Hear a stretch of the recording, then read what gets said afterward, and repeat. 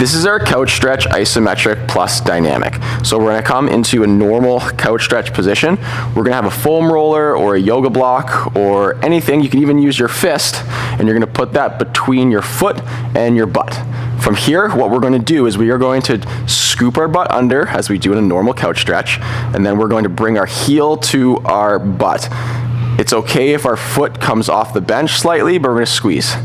If you get a cramping sensation in your hamstrings, allow that cramp to dissipate and then continue. Or don't squeeze with as much intensity. Perform the allotted sets and reps, and then when we move into our dynamics, we're going to bring heel close to our butt with our foot coming off the bench.